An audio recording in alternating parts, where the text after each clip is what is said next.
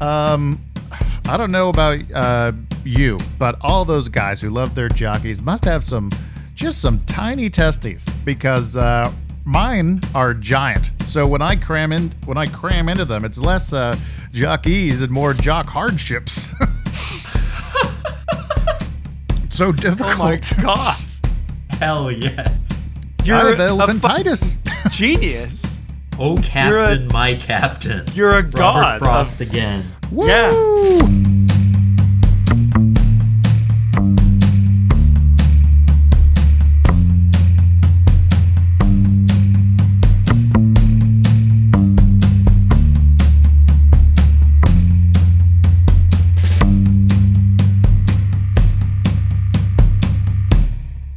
Welcome to Oops All Segments, the very best podcast hitting your eardrums at this very moment. I am one of your hosts, Kevin. I'm your other host, Thomas, and today we have had many requests for us to have my dad on the show, George Tolles, but we did it one better. We've got my uncle, Travis Stuebing, the star of Spider-Ben as Uncle Ben, and I'm Peter Parker. Hi, Travis, how are you? Hello. Thank you for having me. I'm so nervous about starting this because one of my biggest pet peeves is when I listen to a podcast and the guest speaks before being introduced. I think it should be legal to take them to a vet and put them down. That's one of my biggest. You should meet some of our guests, Travis. We should have you on to brief our guests. When Steve Sim came on, he just flew out of the gates. He didn't give a shit about us. Yeah, and frankly, it was disgusting. And so rule number one: speak only when spoken to. That's how I treat podcasts. Travis, we're what a Victorian boarding school. What do you think of this move, though? The hosts open with 5 minutes of banter, and you can hear the guests sort of cracking up in the background. Is that okay? I think that's fine. But I also, when they join in on the banter, I'm like, you better shut your mouth. You better keep that mouth shut until they say your name. So, I don't want to name any podcasts. We did settle into a rhythm of very quickly just letting the guests involve very fast, but also it was we never had really a discussion about it because it did just feel super unnatural to talk to you for a few minutes before we start recording to get you set up and get us set up and then start recording and then just me ignore the shit out of you for 5 minutes while I talk to Thomas feels so crazy. Well, also I think other podcasts, there's a nice charisma and rapport between the hosts, and this show, we really lean on the guests for just inequality at all. It's a true devastating blow to our ratings when we don't have a guest on. Well, the way I see it is if you invite me over for dinner, but you tell me to not open my mouth until the table is set and we all sit down ready to eat. Silently. That's what I. And you think that's good, though? That's what you like on podcasts. In fact, every dinner party I go to, it has been that way. So that's why I have this preconception. Can I ask on that subject? Yeah. This is something that bothers me. Some people, I think, get really upset if you're at a restaurant, the food gets brought out, someone gets their food first, your food isn't there yet, and they start eating. They think that's rude. I have the opposite feeling. This happens all the time. I used to go out to eat with you all the time. You'd get mad at me for waiting for you to eat. I think if you wait and then I have to feel guilty that your food is getting cold because you're being polite to me, that's worse. Just eat, enjoy your meal. It's okay. What do you think, Travis? I zip tie everyone's hands until all the plates have been set down. Sure. And we do not even speak to each other until I lead us in a prayer. Gotcha. And then after which religion do you subscribe to, just to check? Yeah, just to check. A bad one, a terrible one. Okay. It's a Cannot custom be named, one, and people do not like it. I'm thinking Judaism. Oh, it's the bad one. Oh. No, now I said that after you said Judaism. Yeah, come on, Kevin. No. I heard this was a very famous far-right podcast. I'm really happy to be on here. We are gaining notoriety amongst shock jock circles. Well, you might have noticed that Tucker stepped down this week because we have been auditioning for We've been stepping up. Yeah. Imagine us yelling at Fox News viewers to go fight people who have lawn signs that say Black Lives Matter. That would be good for us, I think, the next career step. There we go. Yeah. I do think we need to get someone really offensive on the show just to like boost the sort of visibility at some point. And Travis, you could be that person. I don't know what your political beliefs. You seem like a really sweet person, but underneath that, there could certainly be some real damage. Negativity, Truth be told, the only reason I'm here is because like 10 years from now, I want people to find the footage from this and either use it, post it without context to bring me down, or use it with context to bring me down. So my segment that I brought today is actually our favorite racial slurs. So I really look forward to it. Save that till after the break if we can. Love the enthusiasm. Wow. And if you want to reconsider it all, totally fine. But that did sound... We might take a real break this episode and just talk. Talk for a second. Wow. Well, Travis, we normally start with a check-in. How are you doing? I'm doing good. It is a busy week, as you know. We're about to open Spider-Ben, the Spider-Man parody. So it's basically just been kind of a mile a minute for a while, and now we're in the home stretch, and my body is aching, but I look forward to hurting myself more and more emotionally and physically week after week for all of May. So the stunt work in the show... You do your own stunts, I take it. I should preface, yes, I do, but I'm not in pain because the stunt work is necessarily demanding. It's because I'm so out of shape. Oh, sure. Yeah. If I was if I took care of myself, I'd probably be like, oh, well, that's not so bad. But because everything is so covered in rust, it's really demanding. It is. You subscribe to the Steven Seagal school of acting, where if you have to stand and walk, you get like a double rate that day. Like you're sitting in every scene. Well, I want to correct that, Travis. You have a very physical role. I mean, you could be, I guess, like a fitness superstar, but you have to do a lot of screaming and moving and fighting, and it is very cool. We've been choreographing like with a wrestler friend some pretty exciting fun. like cartoony fight scenes this week, which look awesome. But Travis has to basically be in every scene and do everything, so I can see why it would be exhausting. Yeah. Well, that is true. Thank you.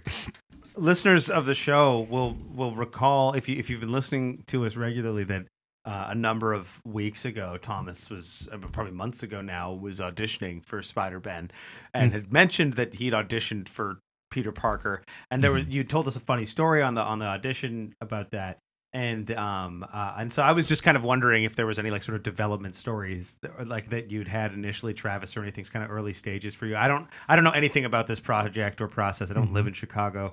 And Thomas and I talk almost exclusively about 15 minutes before we do the show, during the show, and then sometimes we text. So I don't know much about his life or what's going on. But what was your process like into the show and getting into it? It's so funny because I'd heard about the show. I know that it had a very popular reading. And one of my friends, who I hope listens to this, the very wonderful Jason Ely, he talked about auditioning. And I saw that he'd kind of filled out a certain slot for it. And I was like, oh, well, we'll audition together. If I'm going to do it, I want to, be in good company. And the thing is, Jason, he's a little bit older. He's maybe like early. Well, I don't know if he wants me to say because he does not look old at all, in my opinion. Sure. But we auditioned together, and we both read for the part. And at the end of the audition, like they're like, okay, if anyone has like a role that they'd like to read for, like just let us know. And I nudge him because I think he's probably he's intended to be the actual age of the character. And I was like, you should just ask them if you can read it. He was like, okay, I'll do it. And he did a great read. And truth be told, ever since that audition, I've been like, man, he would have been a really good Spider-Ben. I still think that. But for one reason or another, they were like, okay, here's a guy who's the age and probably build of the character. And then here's this balding goblin of a man. We should give it to him. As you know, you'll see me in the show. I look terrible. Okay. You were So I was imagining Green Goblin would fit that description, but no. So I think I took it as a compliment in the sense that they thought I could do well with the role, but it was also a bit like, oh man, if you put me next to somebody who's probably like naturally aligned with the role, and you say, no, that guy looks so much worse, then that's kind of how I felt going into it. I think I'm very lucky to be a part of it, and I think the show is going to be really fun. It's also going to be really silly and really dumb, but it's going to be a great time. Every time I'm like, man, I must just really look terrible. That they're like, yeah, that guy, we need that guy. Wow. And you'll see what cool, I mean if you come to the show. That's incredible. I'm a famously like full of self-doubt and self-hatred, but you have given me a run for my money, I think, in this interpretation of there was so much humility. Like Thomas brought you out being like, you're the lead. You're the star of the show. And so quickly, the video's only been recording for 11 minutes. You've already made me feel like there's somebody out there who could be doing this better than you. I mean, if Daniel Day-Lewis left retirement, I mean, certainly no one would be like, oh, well, Travis was the only one who could do it. Yeah. I mean, there's definitely, it's a whole wide world. I think, I'm not saying that I am not invigorated by being able to play this role and to be able to have as much fun as we're having week after week. But I have a feeling that there's a version of this show where they cast like an actual retired man who's like a drunk and maybe a bit of a garbage person, and he also just so happens to be able to do the fight choreography, and he crushes it every He also night. was bitten by a radioactive spider. There is like always at an improv jam, like one genuinely old, weird, maybe a bit mentally unwell person who like crushes, like does better than Thomas, everyone else. Everybody at a fucking improv jam is mentally unwell. They're most of those things, yes. But there's usually, I know what you mean. Someone just comes off the street and like a true Uncle Ben lunatic, and everyone else is like a young comedian, and we just sort of work around them. Yeah, that does happen. Could be a good show. I can very easily see somebody who they're like, do you watch I Think You Should Leave? Yes, big the Tim fans. Robbins Ruben show. Robbins. There was yes. Oh, sorry. I forgot that this is I Think You Should Leave podcast. But it's like that very specific older man that they found for the car audio, whatever that's called, Ruben. The test group sketch. Yeah. Like that was a very specific guy. Yeah. The world is full of those very specific people that they just are looking for a window to be weird, and people are like, oh, what a performance. They're like, oh no, that's actually how he is. No, so it's just understandable. Like that. Yeah. I think like Nathan Fielder and Tim Heidecker are like very good at finding people on Craigslist who are like just right, just weird and open-minded enough to like fit into anything and become legends in like that small world. Mm-hmm. Mm-hmm. And good for them. That's all I say. Community. Kevin, I hope I don't grow into one of those people myself. I hope I do. I am on pace, I think. I got 5 good years left in me. Only 5? What are you, 30? You're 30, aren't you? 31. 31. Oh man. No, I'm good, man. I'm feeling, speaking of being young and youthful, I'm feeling very different. I shaved my beard off. And I this will be, Travis, you don't know me, so this is relatively irrelevant to you, but I guess most of our listeners don't. I have a large beard, usually, and it's been quite ridiculously long and scruffy for the last few months. But because of the show that I'm doing, it's set in 1947, and I'm supposed to be a lawyer. Before beards existed.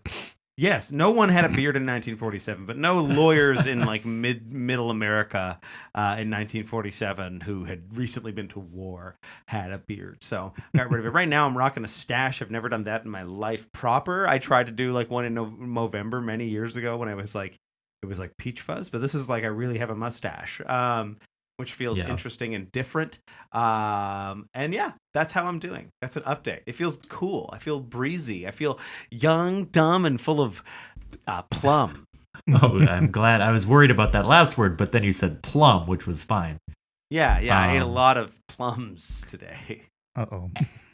You fucked over Sylvia Plath. Or no, what was the plums in the icebox poet? What the hell is that? I don't Who ate know. the plums in the icebox? Travis, you'll know this. Wasn't that Travis! Hang on. Who did it? Hang on. Up. Fuck, man! Rumi Kapoor? It's Rupi William Kapoor? Carlos Williams. What? I don't know anything about freezer plums. I didn't expect to be invited onto a podcast and quizzed about poetry. I came here for the alt-right To say racial takes. slurs, and that's it. Yeah, I came here to offend and hurt. Thomas, That's how are right. you, bud? I'm doing okay. I've been very busy like Travis. Yeah. I'm playing Peter Parker in the show without any powers, so just like a dork. If we Finally, want to interpret you're it Tobey negatively, they Maguire. found the biggest dork who auditioned. Yeah. I But have you're Tobey been Maguire-esque for like Yeah. look. I which you've dressed up like him. I looked really like him. It was like sort of a power play and also a bit humiliating to like Yeah. be so visibly like him. like trying, right? When yeah, like I was trying already too kind hard. of do. But it did work, and Kim is in it as well, which is cool. So we get to do Yeah. a show together at the Annoyance, which is a rarity. And Yeah. then, I just got Resident Evil 4, the remake, and it's Ooh. so great. One of the greatest Oh. games ever made, in my opinion. Very fond memories of the GameCube version, and I've been Okay. playing through the new one, and I love it so much. That's good. I know so little about Resident Evil, and you guys are some of our close friend group is a big fan. Are you a Resident Evil guy at all, Travis? I'm an avid gamer. Okay. I love Oh, Resident hell yeah. Evil. Okay. I honestly wanted to buy it, but I just had lines to memorize, and I knew that it Right. would get in the way. Yeah. Sure. So yeah. so I put it off. But like the moment we open, I'm gonna Mhm. like visit all the stuff that I've been wanting to visit for the past month. Oh, dude. hell and yeah, Resident we Evil, gotta- the 4 remake Yeah. is definitely at the top of the list. Well, that makes okay. So Is it's- that this your a big deal. favorite, or do you have a favorite Resident Evil of the series? Because the I'm lore partial- of this oh. game is nuts. So and they're so Yeah. different. Like some of the games are so different from each other. Yes. So, I, yeah. I would say I'm more partial to 2. The Because that's remake or the probably- original? I love both, actually. I think the remake I actually prefer. I don't really care for tank controls. I know Yeah. there's some like retro gamer out there who's like, he doesn't like tank controls. I'm dox him. I'll kill him. Holy shit. So it could happen. But I just survival horror is great. I prefer the more action pace of the remake, and the Yeah. same for Resident Evil 4. I did play the demo, so I kind of know some of the mechanical differences. Okay. But yeah, I'm really looking forward to it. I think Yeah, it'll be a good I'll time. just quickly say, because this is alienating to Kevin on purpose, care. but Yeah. I'll be fine. I played Resident Evil 4 on GameCube and I loved it, but other than Oh. that, the only other one I've played is 5. And so wow. recently I did 2 Remake, which I agree, one of the best games I've ever played in my life. Like, so incredible.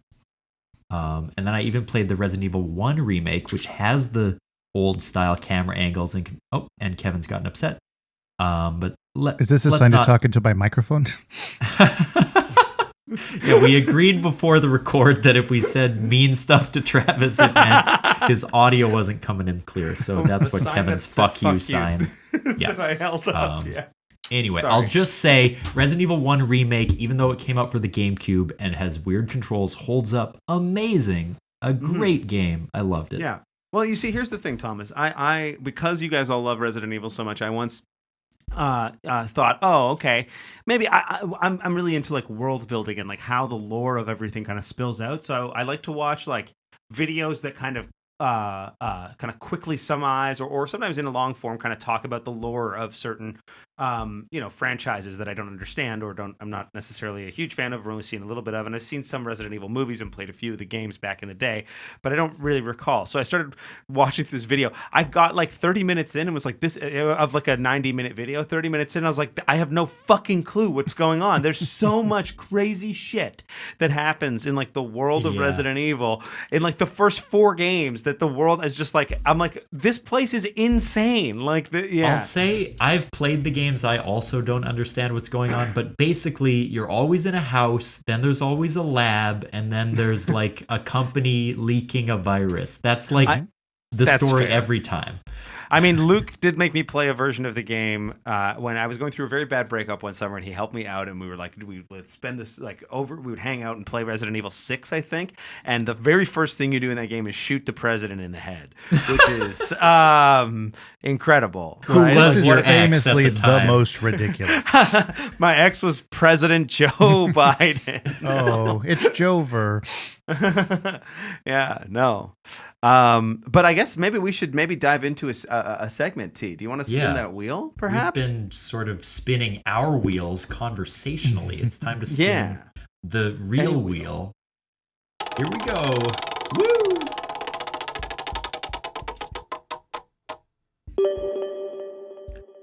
$78, which is Hallmarks the Spot. Participants come up with clever/sentimental Hallmark cards. Oh, that's fun. Is there a holiday that bears itself upon us soon? What are we? We're We just April had right 420. That was like 5 days ago, like this week. Hallmark 420 cards. And then Mother's Day is coming up. So those are the two. Mother's Day and 420 are the two holidays. Yeah. So what kind of Hallmark card would you want with that? Can we think of a sentimental Mother's Day card if your mom is a sort of huge stoner? A big reefer. A reefer lady. Yeah. I think on the front there's a cartoon picture of like a joint, you know. Yeah. Lit smoking. Say no more. I'm there. Okay, perfect. And then and then also underneath it a cartoon picture of a stone, like a rock, like a large pebble. And then you open it up on the inside, and it says, "Mother, you rock this joint." Oh, Pretty cute. That's adorable. Okay, good. Maybe Happy Mother's Day. I got you flour. No S. Oh, that's pretty and good. then there's some dank, icky, sticky When you put bud. real cannabis in the card. Yeah. Oh. See, mine was just it's a typical Mother's Day card. Everything that you would expect from a Mother's Day card, but you give it to her like a week and a half later because you were just so high that you forgot to give it to her. Just a late Mother's Day card. It's Yeah, just but for like all intents and purposes, it's just a standard Mother's Day card. It's just late. It's just like a handful of loose jelly beans. Like, here you go, Ma. But it's also in Spanish. So she's like, oh, you're like, it's all they had. Yeah. They sold out of all the English ones, Ma. If your mom was Spanish and doing coke, you could get her a card that says, here is your house. It is a key. And then it would also be a key bump. Oh my God. Su casa a key. Why do you want to put drugs in Mother's Day cards, Thomas? know. Why are you so keen? You Well, it was on the all it is wheel. narcotics. Yeah. Don't kill my mom, man. Don't give my mom. Can we think of it? What would be the most genuinely sweet Mother's Day pun? Saccharin. We really wanted to touch your mother's heart, and it's gonna be your mom. Let's get autobiographical Travis's with mom, it. or Anyone's mom. We'll all use our own. Although I know Okay. Kevin's mom pretty well, but we'll use our own for. Yeah, and I know your mom pretty well too. Okay. Settle down. Well, Back off. I won't. I'm not gonna. It's ridiculous. So we'll it's, use our own moms. Yeah. It's okay. So on the front of the card, there's a calendar, and it has the month of May. And then May 11th, the date is circled, and it has an X through it. And every day before the 11th, it's counting down. And then you open it. And then it's just a giant marijuana flower. And it says, I can't wait to THC you again. Oh, that's really good. And that's And you specifically can for also your roll mom? up the card and smoke Wait, it. Yeah. is that for your mom? Yeah. Yeah, that's my mom. Great. I love it. That's beautiful. Wow. Okay. Wait. Are you saying it should be more specific? Should I divulge information about my mother? So you're like, oh, now I know her. I feel like we just she want to would make really sure like that really angry person nerd from earlier who wants to kill you knows at least how to find someone you love, if not you. So yeah. I think if there have to be THC Mother's Day cards, right? Or marijuana Mother's Day cards. So Sure. I think mine would probably be a very sort of traditionally beautiful front of the card that's something, overly decorated, a little glittery, maybe like a little much on the it's like, oh, this is an expensive heavy card, and it's got a butterfly on the front, but the butterfly's wings are marijuana leaves. My mom loves butterflies. She's big into butterflies. And then if you open it up, some little joints would come out, and they would be like, they would be like something that my mom would like. They'd be like coupons that she'd be able to make me come over and hang out with her, and they would be like sort of bait, like Kevin bait, would be the joints, and she'd be like, yeah, because I don't spend enough time with my mom, and so this would be like a way of like kind of, and the message in the card would just be, my mom cries like no matter what card I get. I could literally get her a card that like is a piece of paper folded in half that just says like, I love you, happy birthday, you mean so much to me. Tears like crazy no matter what. So I won't even have a word in here. I'll just be like, it'll just be a tissue inside the card because she'll be crying when she opens it. That'll be it. Wonderful. Very sweet. Yeah. As for me, my mom's card would feature a picture of Leonard Cohen, one of her favorite musicians. And it would say hallelujah. And then on the inside, it would just be me promising over and over that I don't do drugs. And that would make her feel really good, like her parenting had worked. Yeah, right. Of course, because that would be what all parents really want from their kids is their parenting to have worked. Yes. I think need we've to marked be the reassured on a holiday, please. Yeah, My son's not up to no good. Happy Mother's Day. You didn't fuck up. Yeah, that's the whole thing. I think we might want to kick it over to the ads for a second, T. Yeah, let's shout out a podcast that you could check out right now.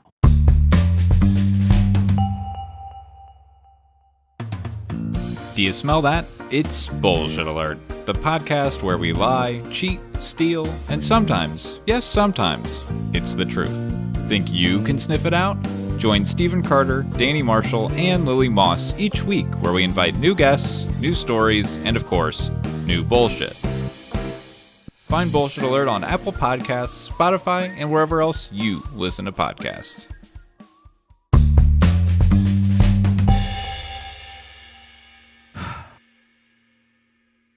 That was the tiniest can I've ever seen.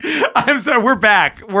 But that was in the break. You took a sip from. Oh, it was Travis just took a sneaky sip, and actually, I think it's a regular-sized can. He moved away from the camera. No, it's tiny. That's a tiny can. That is a tiny can. Look at how it fits in his hand. I think it's right. No, I think just Travis have a is. You don't giant know hand. Travis.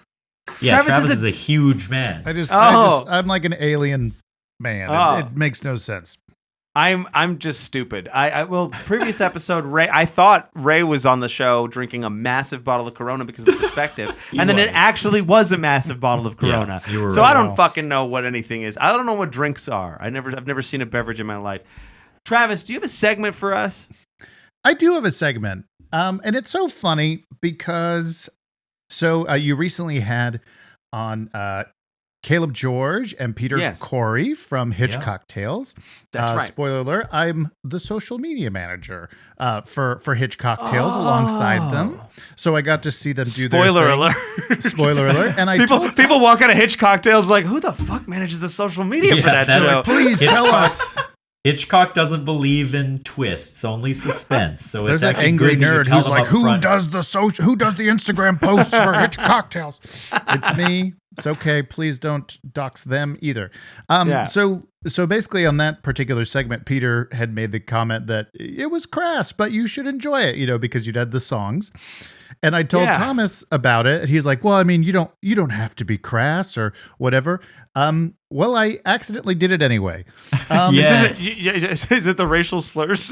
No. One again? Just a joke. Because that There'll be felt no very racial deliberate, slurs. not an accident in any way. My segment is called "You're Going Down." Ooh. Okay. It's the super segment that answers the question: does this Spider-Man character perform oral sex? Oh, I love it. I love Hell it. yeah. This all stems from, there was a story that came out in 2021 for the HBO Max series Harley Quinn, or Harley. Sure. In the third It's season, an animated show, right? there was a moment where Batman was supposed to go down on Catwoman, the creator of the Okay. show said. But DC said, you can't do that. You absolutely cannot do that, because they said heroes don't do that. That was their reasoning. They said This is Batman when? does not go down on Catwoman or anyone because heroes don't do that. So the Right. creator That's of the why show, DJ Khaled doesn't do it, right? that's right. He's the hero of the story. But the creator of the show Another said, one. so are you saying that heroes are just selfish lovers? And they said, no, it's that we sell consumer toys for heroes. It's hard to sell a toy if Batman is also going down on someone. That's their logic. Okay. I don't think it makes sense. I would because say people that the will sex draw toy anything market they would want anyway. disagree. I think the reason Batman doesn't go down on women is because he was traumatized in a dark cave as a child. But he spends a vast amount of time in one anyway. That's You true. think he would have Yeah. adapted? You Yeah. only adopted the darkness. We were all born in it, Bane. That's actually normal. That's right. So what I've gone ahead and done is I have some hero, or not even heroes. My lens here was not specifically heroes, but just characters from the Spider-Man universe. And the Okay. goal is all of us just sort of try and get an idea on if this character would perform oral sex on whoever, Sure. really. But I think a lot of these are, as far as I can tell, quote unquote straight. But I don't know. Great. I don't know. Hey, I don't know their feelings. And if you have other characters, feel free to pitch them in. Sure. I'd be Sure. more than happy to discuss any and all of these. I love it. I love So it. do you want to get started? Yes, Yeah. this is very exciting. We love talking about oral sex on the show. By the way. And it's like, it's big. We talk about our moms and oral sex all the time on this In show. the same It's- sentences? No. Never the twain shall Okay, meet. I was real That worried sort for a of second. philosophy. I couldn't commit to that bit, could I? I was like, You- no, Mother's we Day don't is do coming that. Up. My gift Yeah. to you, Mom, is I didn't commit to the bit this one Yeah. time. Yeah. Both of our moms do listen, so hi, yeah, mom. it's true. Hi, Mom. Okay. So our first character is Mysterio. Ooh. Okay. Now, Ooh, Mysterio Master of is, Illusion. He's Quentin Beck. He's a Yes. special effects master and stuntman. Mhm. You might recognize him visually. He tends to have a fishbowl style helmet, a suit with a purple cape, and he was most recently played by Jake Gyllenhaal in Spider-Man No Way Home. No, I think it's Far From Home, actually. Oh, Far From Home. That's right. You're actually Yes. correct. That's The my second bad. one. I knew that going into it, and I still got it wrong. It's Homecoming, Far From Home. It's so hard. The names are so very close. I think Mysterio is all flash, no substance. So he takes you into his room. There's rose petals. Yeah. There's mood music.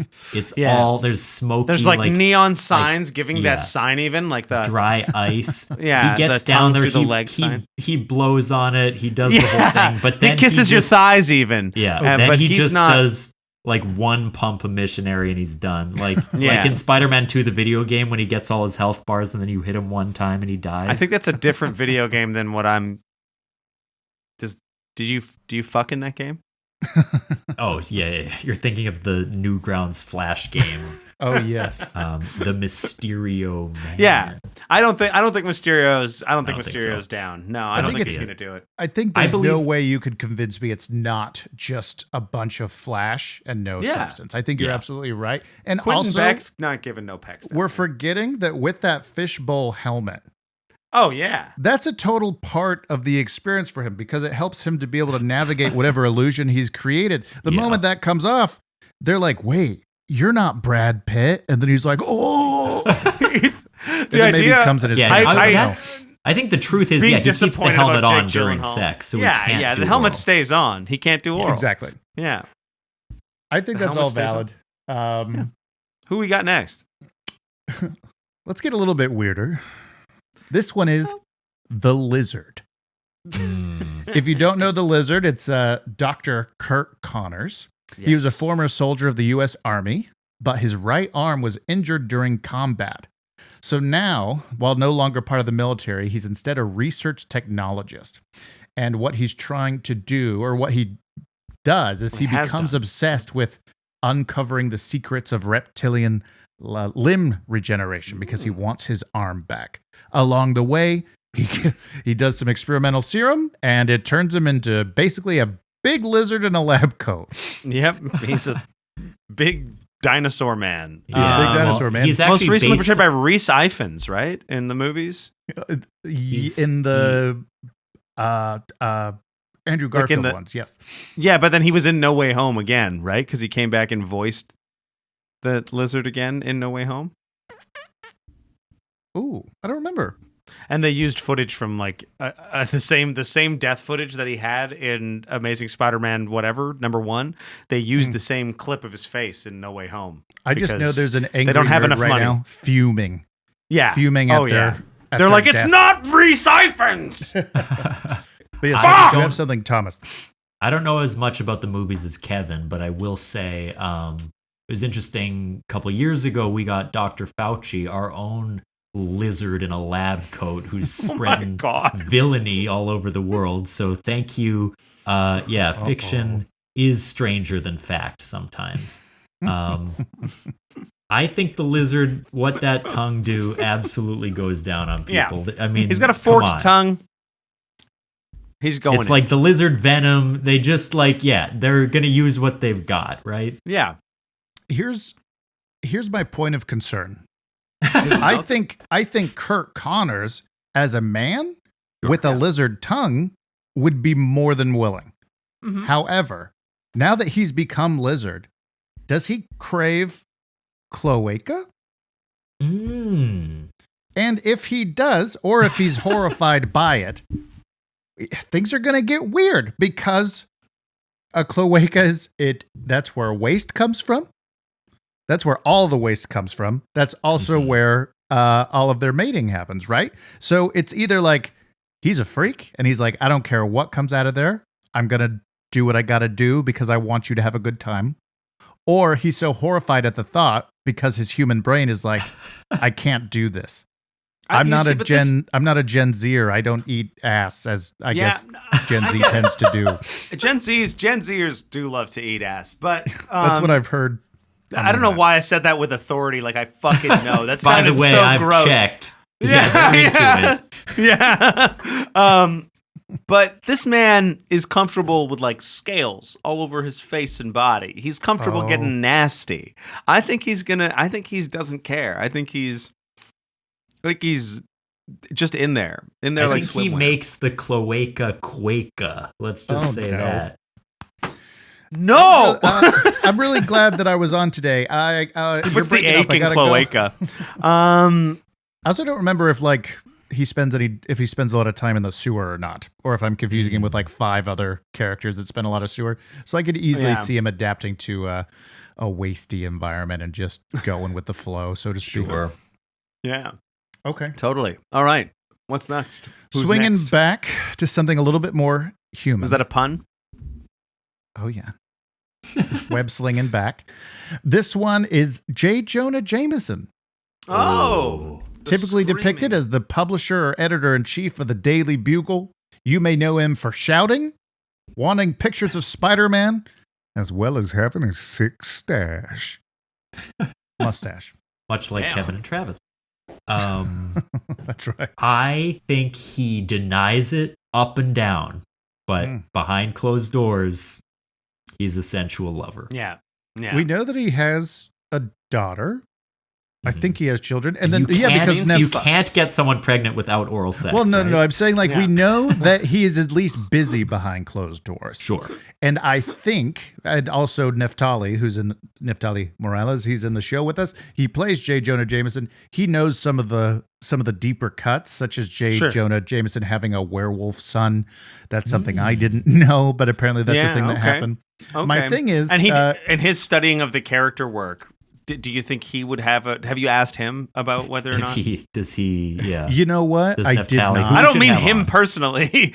I mean, I'm wondering if his interpretation, he might be playing J. Jonah Jameson as like a version of the character that goes downtown when he needs to. I think he does. My thinking is that I think he does do it, but only after demanding for photos on how to do it first. I think that there's something very telling about J. Jonah Jameson that people forget is where the fuck do you think they got the name Daily Bugle from? That guy every morning is going down and blowing the Daily Bugle. I tell him. Ruh-roh. You think he purses his lips and blows into it like a horn? Little raspberry action. He doesn't have to do it well. That's what you do, right? Yeah. Okay. I have a few more here. Please. I have 17 more. Save me. Okay, good. Oh my Lord. Far too fucking many. Thomas brought it up earlier, but Venom / Eddie Brock. He's part human journalist. He's part alien organism. Yeah, have you seen his tongue? Right, that's right. His whole thing. He's another tongued guy. I just think there's no... Like, when you have a gift, you must share it with the world? And with great power comes great responsibility. Exactly. You have to eat pussy when your tongue is 6 feet long. You don't have a choice. And emphasis on the comes great responsibility. Yeah. With great power comes great responsibility. Gene Simmons of the Spider-Man world. But he's less litigious. Yeah. Like, I think Eddie Brock refused, never did it. That's gross. Yeah. But then the symbiote takes over. I'm not eating pussy, and then all of a sudden he can't control it. Now he wants to so bad, right? Lips, pancreas, pussy. That's what he's into eating. Oh my goodness. We also know that, I think Venom has legitimately eaten real cats, so nothing's gonna stop. Nothing's like he's consumed he's consumed. I think there's a deleted scene with Topher Grace in the church praying for God to let him stop eating so much pussy. Kill Peter Parker and stop me from licking it down there, God.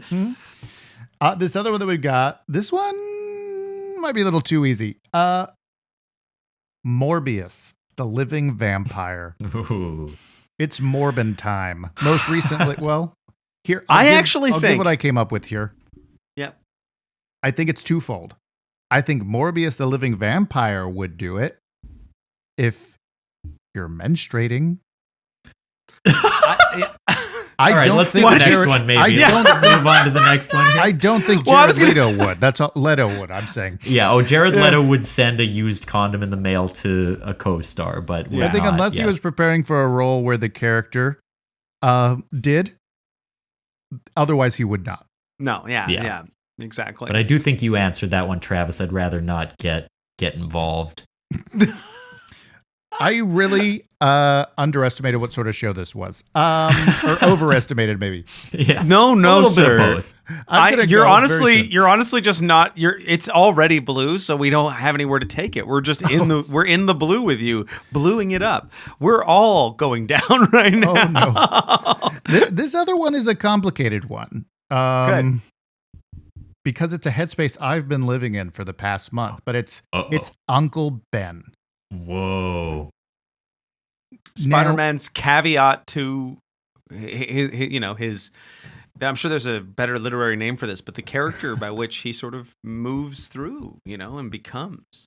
Well, that's so funny. I didn't even consider Peter Parker. I just cut him out of the equation. I'm like, Peter Parker, I don't know. I do want to pick your brain about that momentarily, but with Uncle Ben, the thing I love about Marvel and the kind of space that we're navigating right now excuse me, is there's lots of multiversal talk. So there's really not a wrong answer. There's a version of Uncle Ben that would or wouldn't. There's a version of Uncle Ben that never met Aunt May because he's a priest somewhere. Like nothing really has to make much sense. I think Uncle Ben within the world of maybe like the Sam Raimi Spider-Mans, the versions that we don't meet in the Amazing Spider-Man and the most recent iteration. I think the Amazing Spider-Man is played by Michael Douglas, isn't he?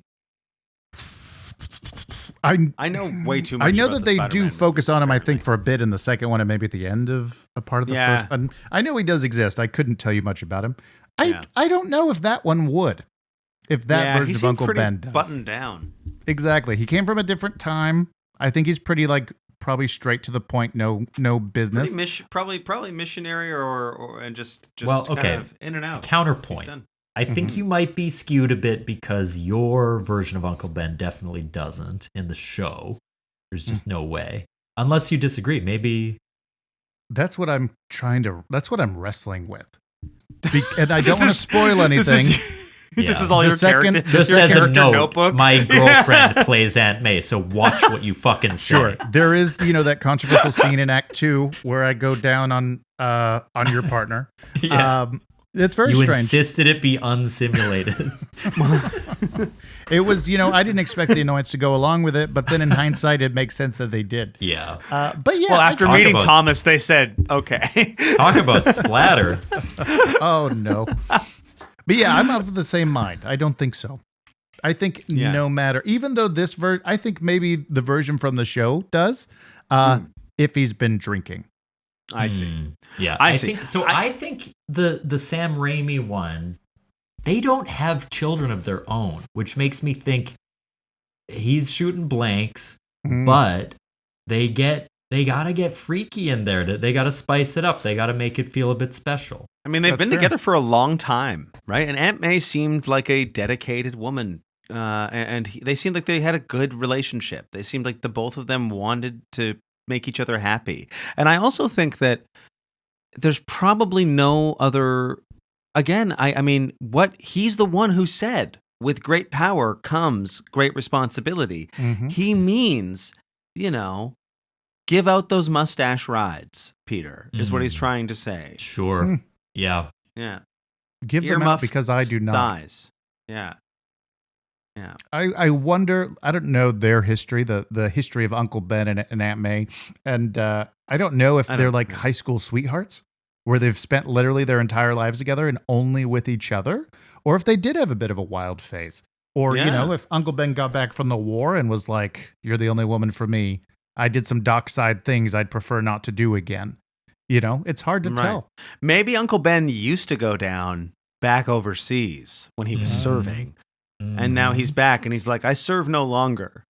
I will not provide for my partner in that way." And that's cruel, sad, bad, and wrong. But that's it's important. That's good writing. For me to say to anyone listening right now, communication is important in any relationship. You have to articulate your wants and your needs, whether they're being met or whether they're not being met. It's important to just not be afraid to broach those topics that maybe at first glance may seem uncomfortable or you haven't explored before. Feel free to just jump in there. Whoa, that was Thank you for calling Love Hallmark Line. card. That was beautiful. Write that down. It's brilliant. It's brilliant. Oh my gosh. Oh wow. I think that. And what about Peter Parker? Well, that was the last one. I don't know. What do you think, Thomas? Just hand stuff. Web slinging. I just think he's not ready. Web slinging. He's not ready. He's just ready I think becoming Spider-Man is a loose metaphor for puberty, of course. But I do think that he's still a teenager. I don't think they're there yet. Yeah. Well, I know that there is, I guess probably in several universes at this point, where Peter and Mary Jane get married. Yeah. In those They've had versions, kids. I wonder, and they have kids. I wonder what their love life is like. And you know what? I'm sure if anyone's curious, you could just go to DeviantArt right now and find out for yourself. We'll drop the link in the description. You sent me a long, weirdly like 60 different links. If you'll just look at the research materials I forwarded along before this episode, and let me know what you think. dossier. Yes, they are all mine, by the way. Wow. Yeah, You they're have crude. a gift. They're crude, and I don't mean like offensive. I mean they look like shit. Yeah, there they are are some poorly napkins drawn. I have around the house. I am. Yeah. It's like a child drew this. That was a really good segment. It was genuinely just. Stan Lee is smiling somewhere. He's dead. I know, but still, Mhm. I think he's looking down on us, and he's like, looking "They got up it." at us from hell right now, Yeah. Wow. or up down at down. Actually, he was Did he go to not hell? a Christian, so I don't. Yeah, you said you were really religious, right? Yeah, about a Yeah. bad religion. Yeah. Yeah, my bad religion is the band Bad Religion. Yeah. If any of you went to Warped Tour when you were in junior high or sure. high school, I'm sure you saw them on accident. Vans Warped Tour. Yeah. Well, Kevin, maybe we should spin the wheel one more time. Do I a think quick we should. final segment. Yeah. That was excellent, Travis. We love getting down and dirty with you. But let's Especially when it comes to comic books. But here we go. You want to give it a spin? Here we go. Woo!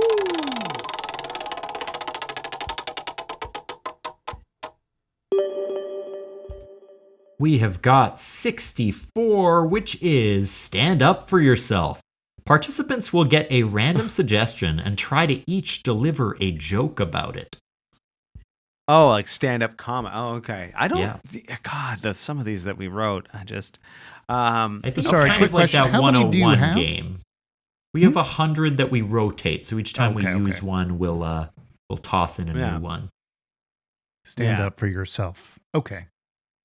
Yeah. Okay. So What gives we us gotta the come up- suggestions? Maybe we'll get a suggestion wheel or a suggestion generator. Yeah, I found a random word generator. Attaboy, Thomas. How about earwax? Okay. Is Okay. that bad? No. I'm not going to say it's good, but we'll see. I'm not gonna laud you for that, but Hey, I got one. Sometimes I wonder if Hamlet's uncle is in the mafia with all the earwax. Because he's whacking people in the ear with poison. He whacked them like a mafioso in the ear. That's all the earwax he's doing. Huh? wow, that was the best joke that we could have gotten out of earwax. We should probably use another suggestion. Hey, Oh we yeah, probably I come should. fucking swinging in, saving the day like the real Spider-Man. You two shit all over it. What did you have? You had any jokes about earwax? You piece of shit.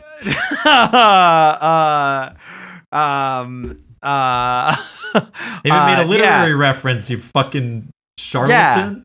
I do. There was some furry creatures that I got attacked by when I was on a spaceship, and I was like, "Oh my god, look at these! They're scary," but I couldn't hear them very well, and I called them earwax. Like the Star Wars. Yeah, Okay, yeah, I think much That was like no, it was good. much right? like the third film, everyone would like to cut the earwax section. It sort of doesn't hold up to the rest. Okay, so I alright. don't know if it's necessarily right. stand-up related. It's probably just more joke related. But there were two ears, not on the same head, but like two separate heads. They were in proximity to each other, and Okay. they're having a conversation. And one of them said, I shall be telling this with a sigh. Somewhere ages and ages hence, two roads diverged in a wood, and I took the one less traveled by, and that has made all the difference. And the other one said, where did that come from? And he goes, oh, I'm sorry, this wax is poetic. Ooh, good. memorized the Robert Frost, brought in a full stanza, and impressed. delivers the punchline. That was genuinely good. I'm impressed. Maybe he apologizes because he's waxing poetic. I don't know. If you don't know what wax poetic means, this episode is brought to you by Google. Look that up. Dictionary.com. Huge I'm ad so buy, moved. honestly. We're I'm so fucking making moved. bank. Yeah, thank you for finally letting us get big googs on the ads. It's been about time. Should we do one more since that was obviously not great? Another Wow. joke stand-up session? Yeah. Like you want to do another suggestion? Yeah, give us another Yeah. suggestion. I think his was pretty good. Travis did well. Sorry, 1 out of 3, Yeah. but that's still a failing grade. Yeah, no, ours sucked ass, but yeah. Let's do jockeys. Like racehorse jockeys. Yeah. Mhm. Okay. Sure. Oh man. So hi everyone, welcome. I'll be here all night. There was a jockey. There was a jockey, and laughing. the horses were always a little annoyed with him. And I was like, what's the matter with that jockey? And they were like, oh yeah, he gets a little short with them. Okay. Yeah, pretty good, man. Pretty Not good. even gonna crack a smile, huh? Not even gonna give me a little taste. You don't. It's okay that it didn't work. It's okay that it didn't work that well, but it's like Someone has to fall on the sword and do the first joke. Yeah, I know, and I appreciate you for that, but it doesn't mean that we're gonna give you like pity bullshit when it's bad. Okay, just right? you do yours, and then Travis will Yeah. fucking save us again. Yeah, no pressure. Yeah, so like, there's a horse in a stable getting ready to run the big race of the day, and he's talking to the other horses, and he's like, I haven't seen my jockey anywhere, and they're like, our jockeys are all here, our jockeys are all around, like they're ready to rock the race, and he's like, yeah, no, I get it, but like I don't have my jockey here, I'm worried about running the race without my jockey, and they're like, you're gonna be fine, don't worry. So they get up into the things, and of course a rider jumps on the back and starts getting ready to go for this horse, and he's like, okay, great, good, and they start riding, and that horse wins. And the photo finish comes out, right? They get a photo finish. They get a picture of that winning horse, and that winning horse sees the picture put up in the stands on the big screen at the racetrack, and he feels so bad because he's showing his bare ass because he forgot his jockey, his underwear. You say an S a little quiet S at the end there. Yeah, Jockeys. Junkies. might not even come through in the gate of the report. All right, you win. That was pretty good. No, it wasn't. No, it wasn't. It isn't What do you going to got, be Travis? much better, but you know about these? You know about jockeys? You know these jockeys? You know about this? You hear about this? Underwear. A bunch of guys walking around saying they're wearing their jockeys, putting on their jockeys. I don't know about you, but all those guys who love their jockeys must have some tiny testes, because mine are giant. So when I cram into them, it's less jockeys and more jock hardships. It's so difficult. Oh my god! Hell yes. You're a elephantitis. fucking genius. Oh, Captain, my Captain. You're a Robert god. Frost again. Woo! Yeah.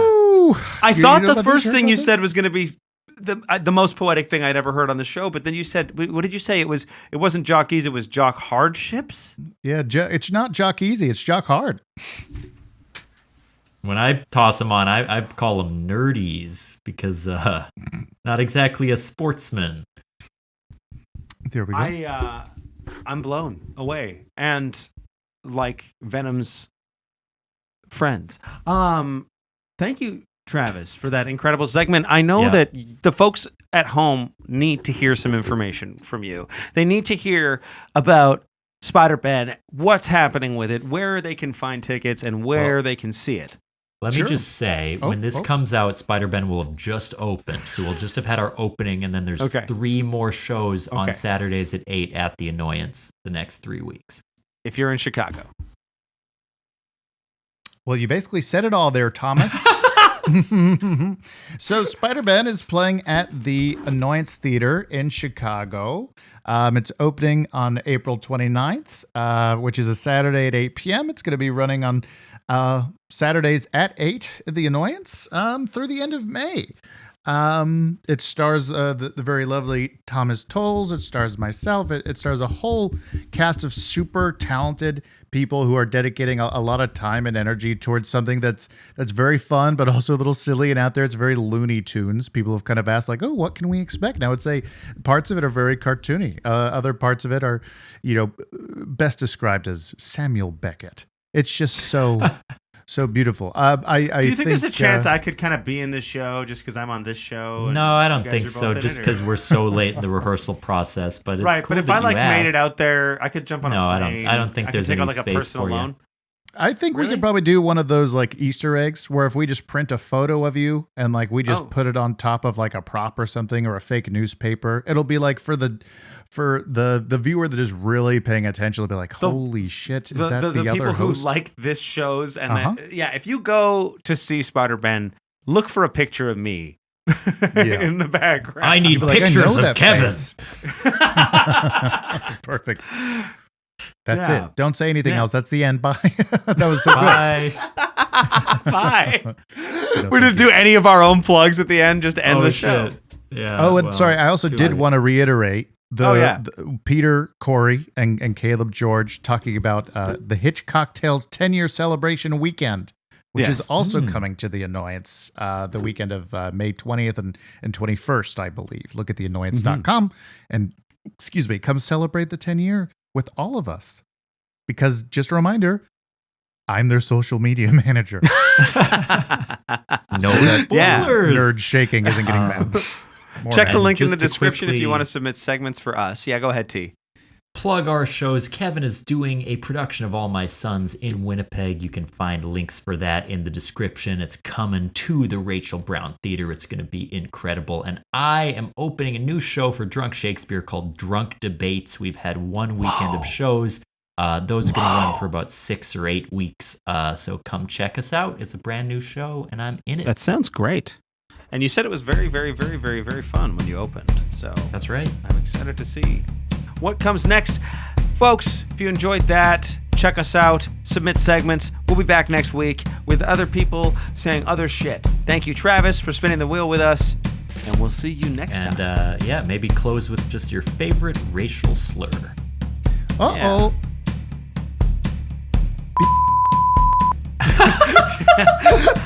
I'm gonna put a beep thing over you saying that now.